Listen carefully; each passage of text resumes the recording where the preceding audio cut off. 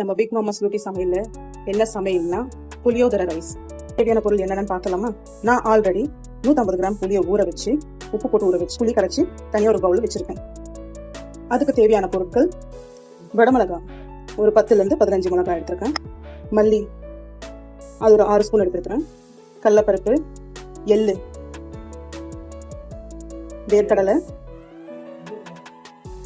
மிளகு, வெந்தயம், மஞ்சள், உப்பு. புளியோதரை ரைஸ்னாலே சமையல் எண்ணெயில் செஞ்சா நல்லா இருக்காதுங்க. இந்த மாதிரி நல்ல எண்ணெயில் செஞ்சாதான் சுவை நல்லா தூக்கி கொடுக்கும், டேஸ்டாகவும் இருக்கும். இதுதான் நம்ம பாரம்பரிய சமையல்ல சேர்க்கக்கூடிய எண்ணெய். இதுல சில விஷயம் ஃபர்ஸ்ட் நம்ம ரோஸ்ட் பண்ணி எடுத்துக்கணும். அது என்னன்னா, மிளகு 2 ஸ்பூனு, வெந்தயம் 2 ஸ்பூனு, தனியா ஒரு 6 ஸ்பூனு, எள்ளு இருக்கலாம், கருப்பு எள்ளு, வெள்ளை எள்ளு யூஸ் பண்ணக்கூடாது, கருப்பு எள்ளு தான் யூஸ் பண்ணிருக்கு, அதான் சுவை கொடுக்கும். அது 4 டேபிள் ஸ்பூன். ஓகேங்களா? இப்போ அது நான் சொன்னது மட்டும் ஃபர்ஸ்ட் ரோஸ்ட் பண்ணிக்கலாமா? போகலாம்.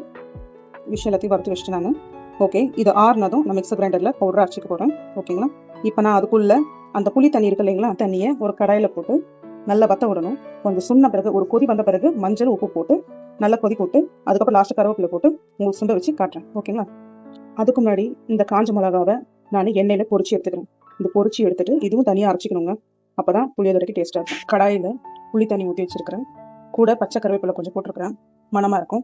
ஒரு கொதி வந்த பிறகு மஞ்சத்தூள் அண்ட் உப்பு போடுவோம். உப்பு போட்டு நல்லா இந்த கலவை சுண்டி வந்த பிறகு ஆஃப் பண்ணிட்டு இறக்கிடணும். தாளிக்க வேண்டியது தாளிச்சிடணும். நல்லெண்ணெய் எடுத்துக்கிட்டேன். நல்லெண்ணெய் நல்லா காஞ்சதும் இங்க கடுகு போட்டேன்.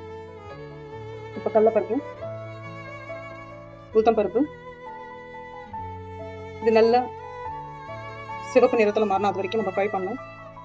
எண்ணெயில் பொரிக்க நான் வடமிளகாய் சொன்னேன் இல்லைங்களா, அதுலேயே ஒரு 5-6 மிளகா நான் எடுத்துட்டு இப்போ நான் தாளிக்கத்தில் போடுறேன். ஓகேங்க, நல்லா பொன்னிறமாக வந்துச்சு. இப்போ நான் பச்சை கருவேப்பிலையே போடுறேன். இது ஆஃப் பண்ணிடுறோம். பார்த்தீங்கன்னா புளி தண்ணி நல்லா பாருங்கள் எவ்வளோ தண்ணியாக இருந்தது, இப்போ பேஸ்ட் ஆகிடுச்சு. இப்போ நான் அந்த தாளிப்பில் நான் கொட்ட போகிறேன். இது கொட்டின பிறகு இல்லைங்களா,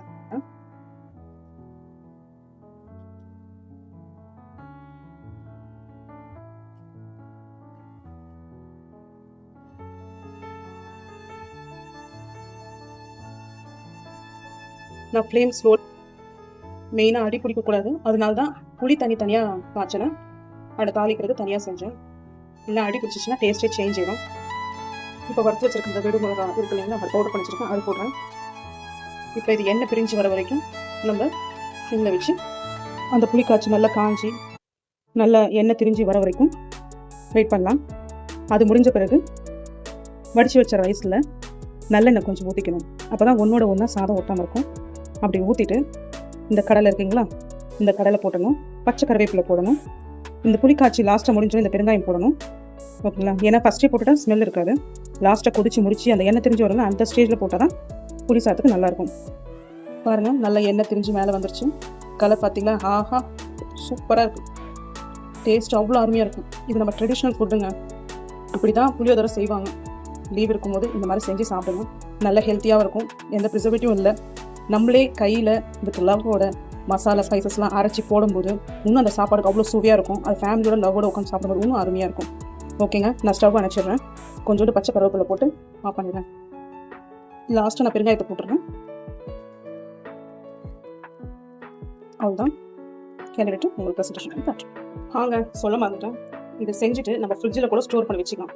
ஃப்ரிட்ஜில் 10 நாள் கூட இருக்கும். ஓகேங்களா? கிடையாது, சுட சுட சாப்பாடில் தொக்கு மாதிரி போட்டு கூட பேசி சாப்பிடலாம், அவ்வளோ டேஸ்ட்டாக இருக்கும். சரிங்களா? சாப்பாடை கிளறி கூட சாப்பிடலாம். ஓகேங்களா? இப்போ நிறைய பேர் வேலைக்கு போகிறதுனால இந்த மாதிரி செஞ்சு ஒரு பாட்டில் நீங்கள் வச்சு ஃப்ரிட்ஜில் வச்சாலும் எமர்ஜென்சிக்கு நீங்கள் கிளறி கூட சாப்பிட்டுக்கலாம். கூட ஒரு எக் பாயில் வச்சா அல்டிமேட்டுங்க. ஓகேங்க, சாப்பாடு வடிச்சு இந்த மாதிரி அகலமான பாத்திரத்தில் வச்சுருக்கேன். நான் சொன்னேன் இல்லைங்களா, ஃபஸ்ட்டு நல்லெண்ணெய் ஊற்றிக்கணும், கொஞ்சம் நல்லெண்ணெய் ஊற்றிக்கணும். நல்லெண்ணெயில் செஞ்சாதாங்க இது டேஸ்ட்டாக இருக்கும். இப்போ பச்சை கருவேப்பிலை நான் வாஷ் பண்ணி ஆல்ரெடி வச்சுருக்கேன், அதை போட்டுறேன். இது வறுத்த வேர்க்கடலை, இதையும் போட்டுறேன். இதெல்லாம் கொஞ்சம் ஊற்றிட்டு இப்போ இதை நான் கலரிட்டு சுட சுட உங்களுக்கு எப்படி இருக்குன்னு காட்டுறேன். ஓகேங்களா? And wait. Tada, puliyodarai rice ready. இது நீங்களும் வீட்டில் செஞ்சு பார்த்துட்டு சாப்பிட்டு பார்த்துட்டு எப்படி இருக்குன்னு கமெண்ட்ஸில் போடுங்க. ஓகே, இது நம்ம ட்ரெடிஷ்னல் ஃபுட்டுங்க. நம்ம ட்ரெடிஷ்னல் ஃபுட் நம்ம மறந்துடக்கூடாது. இப்போ பிக் மாமாஸ் கிச்சன்லேருந்து டாடா, பபாய், see you.